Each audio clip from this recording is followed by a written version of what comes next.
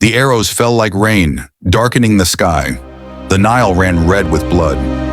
But I swear on my ancestors, I saw Agu stand in the river, hands raised, and the enemy's spears trembled like they were afraid.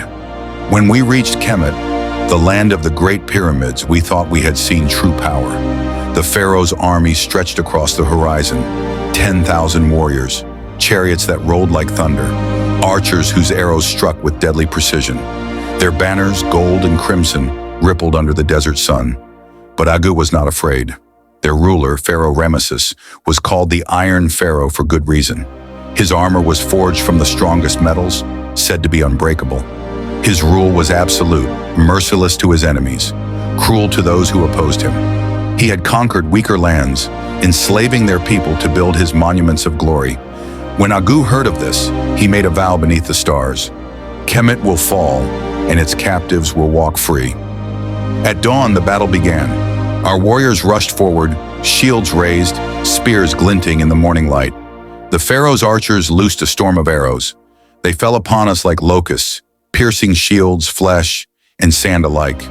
Chariots rumbled through the battlefield, crushing bones, scattering warriors like dry leaves. I saw men fall, their blood darkening the golden dunes. I thought we would lose. Then Agu walked into the Nile. The river churned around him, its surface rippling with unseen power. He raised his hands. Suddenly, metal groaned. Spears, swords, and arrowheads trembled in the grasp of their owners.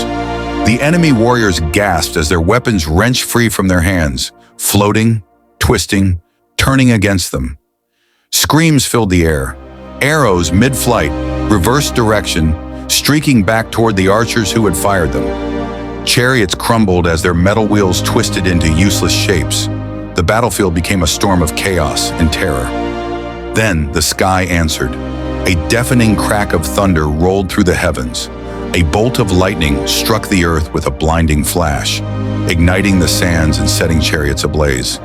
The Pharaoh's warriors, once so fearless, scattered in panic, their courage shattered like brittle clay. But Ramesses was no coward. He rode forward, his golden sword gleaming, the symbol of his divine right to rule. He charged at Agu, the weight of his kingdom behind him.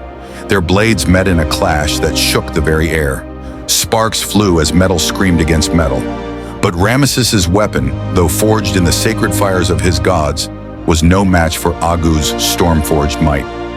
Agu struck once, twice. The third blow sent the Pharaoh's golden sword snapping in half, the pieces falling uselessly into the sand. Ramesses fell to his knees, his breath ragged. His once mighty army lay in ruin. His gods had not saved him. "Take my kingdom," he rasped, his voice barely louder than the wind, "but spare my people." Agu did not strike him down. He did not slaughter the survivors, nor did he claim the people of Kemet as his slaves. Instead, he did what no conqueror before him had done.